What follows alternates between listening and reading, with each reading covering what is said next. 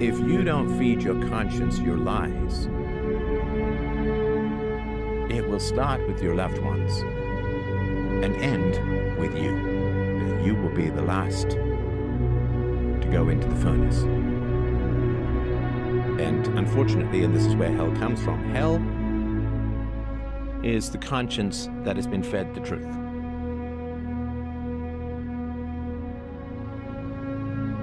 Hell is the conscience that has been fed the truth. Because you lose all leverage and credibility in the world, and you have betrayed that which you know to be true and good for the sake of that which is convenient and merely social. If you have done the maximum that you can reasonably do in the time that you can reasonably allocate to the spreading of virtue, truth, reason, and evidence. Absolutely. Indulge in and enjoy these questions. If you've done your job,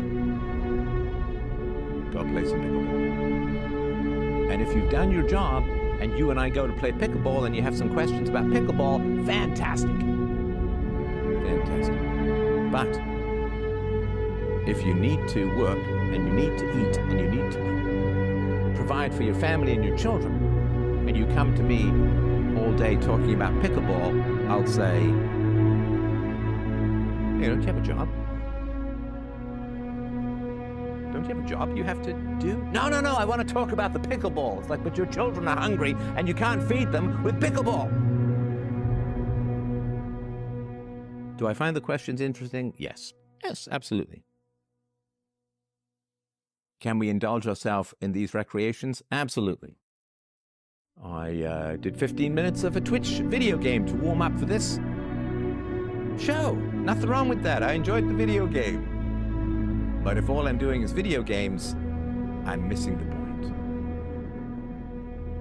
And I say this knowing that I'm out on a very thin tree limb of assumptions, but I'm going to have to go with my instincts here. Reason and instincts and emotions all work together when you get it right and you're in the flow. The lie that you're feeding your conscience is this is your most important question. This is the most important thing to answer to save the world. It's not.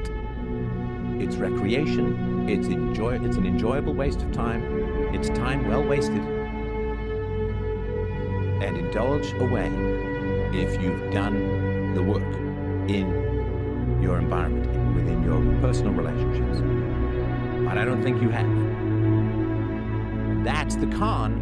Remember I said at the beginning there's a con here, and I'm not saying it's conscious. I'm not accusing you of any malevolence. But that's the con. The con is, Steph, you want to focus on this. I want you to distract you with this. Now, what are you distracting me away from? What's the person bumping into me so you can take my wallet? What is the hand of the magician that is hiding the actual transfer? It is that by asking me this question, you are trying to get me to think, and my audience to follow that assumption, that this abstract nonsense, which can't be answered in any particular clear way, which we all have to navigate to some degree instinctually, and it changes for every single person. What I have fewer compromises to make than somebody who works for the government. I have fewer compromises to make than somebody who works in an office with an HR department. So it changes for everyone.